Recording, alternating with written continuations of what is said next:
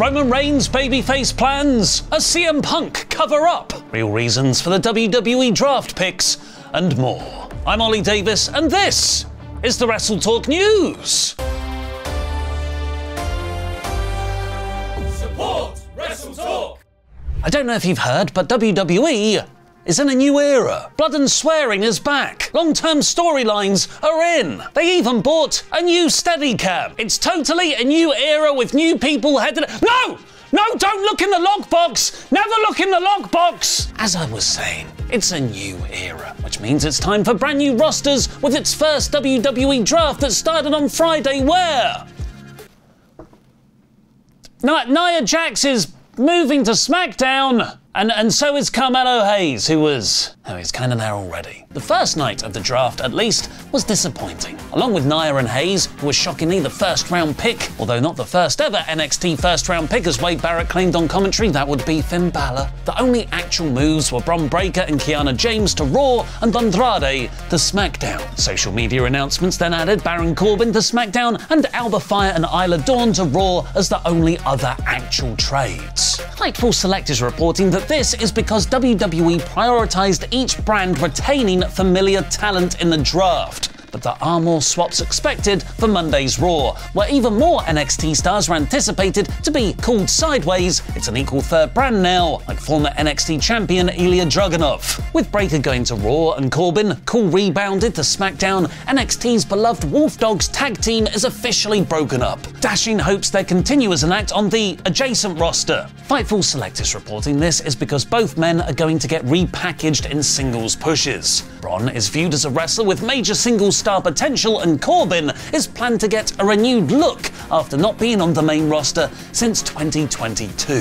While these moves were expected, talent apparently didn't know for sure where they'd be going. And in Kiana James's case, it was a genuine surprise when she found out, even though WWE had started making her video package earlier in the week. One NXT talent had called James one of the best on the roster. As for Roman Reigns, Paul Heyman revealed on the episode he had chosen to remove himself from the draft, as he didn't want to take the top pick spot when he's not planning to come back anytime soon, as that is not befitting of a tribal chief. This directly impacted Solo Sikoa and Tama Tonga as the bloodline became a third-round pick without Roman's star power. It's a very intriguing development in the bloodline story. Roman has both caused tension with the heels Sikoa and Tonga and performed a babyface act in removing himself from the draft if he's not going to be around to perform. While Reigns is taking a break from WWE to film the movie Good Fortune right now, WrestleVotes have reported he has substantial creative input in the evolving bloodline story over the course of the next few months. With his next advertised TV appearance as the 2nd of August episode of SmackDown, the Go Home episode for SummerSlam, perhaps this means he could be returning as a face. And he's really earned that good guy spot, as he spent 4 years with us all wanting him to lose. Here's a clip of our brand new video reacting to every time Roman Reigns should have lost. He's got such an aura. I love this man.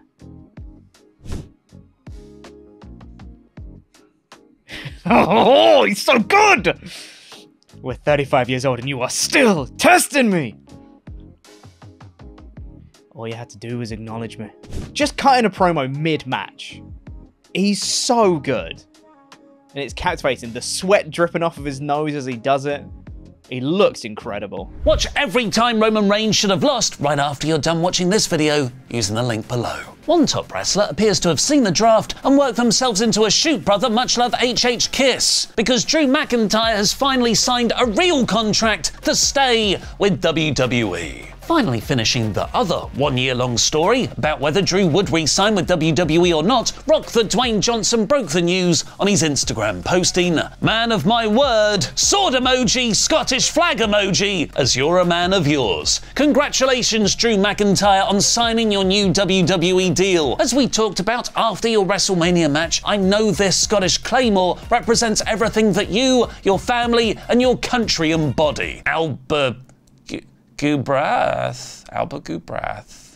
Sword emoji! As you know, I wanted to personally hand deliver this gift to you at your meeting with Nick Khan, but I had warm cheap meals and chilled tequila waiting for me. Another sword emoji! Tequila emoji! Winking face emoji! Congrats again, brother, and cheers to hunger, passion, climbing that mountain, and always entertaining our fans. Signed off, the final boss. With a video of Drew receiving an actual claymore as a gift from The Rock and Nick Khan. I'm guessing Triple H didn't contribute to the office whip around. So I'll make up for that by bringing back an old segment.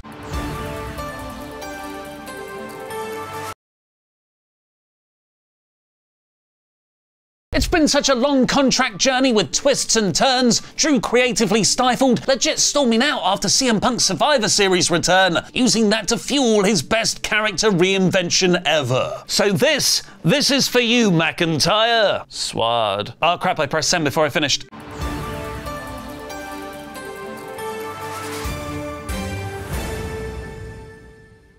Dave Meltzer has added that McIntyre's contract is for 3 years, so it expires in 2027. Fightful Select is also reporting that it's worth big money, with the end outcome after a lot of back and forth in negotiations with WWE. BW Insider is reporting Drew will now be taking some time off to recover from a hyperextended elbow, which he received a lot of praise for working through on the recent live event tour. He's not expected to be out for long, but he is expected to start a feud with CM Punk when both are healthy enough to return, which I'm sure will contain loads of insider references to annoy AEW from our next story. For the first time since he was fired from AEW, Punk spoke about his feelings towards the company in an interview with Ariel Helwani at the start of April. It was mostly not that positive. AEW first responded with a segment of Adam Copeland saying we should all just enjoy wrestling and not become too tribalistic, and then followed that up by massively encouraging tribalism by playing the real CCTV footage of the backstage brawl that got Punk fired. After both Punk and AEW had seemingly moved on from each other, with both doing great work in the first 3 months of this year, April appears to have reopened these wounds. And yet another person, albeit anonymously, has now given their version of events.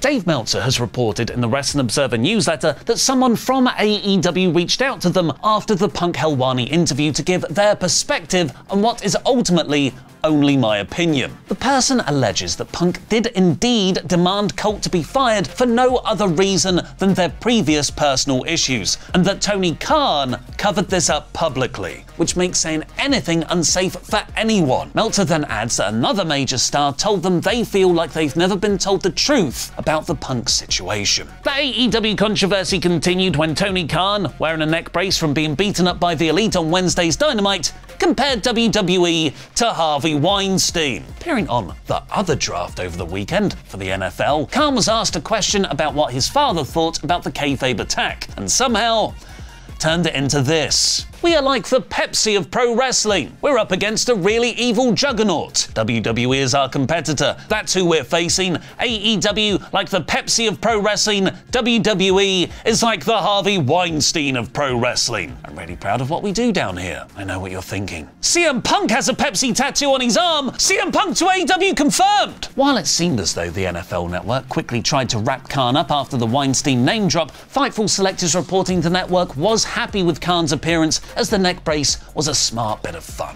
Unfortunately, AEW isn't just facing the biggest TV rights negotiations of their existence and CM Punk living rent-free in their head, they also have an injury epidemic. With top stars like Kenny Omega, Adam Cole and Britt Baker on the shelf indefinitely, MJF's return has also reportedly suffered a setback. Wrestle purists write Max has had surgery on his left shoulder, but while he was originally planned to come back in March, there is now no scheduled timetable for his return. Fightful Select and Brian Alvarez have also confirmed that Powerhouse Hobbs did indeed suffer a knee injury on Wednesday's episode of Dynamite, and he isn't expected back anytime soon. Miro, who hasn't wrestled for AEW since December's World's End, is also a couple of months behind on his return schedule after injury. Julia Hart, who dropped the TBS title at Dynasty, is set to undergo surgery for her injury, and Dax Harwood is said to have suffered a concussion during the FTR vs Young Bucks ladder match, but is thankfully feeling much better. Sometimes when so many injuries happen, it's just a really unfortunate coincidence. But when one of your top stars who's already out injured also gets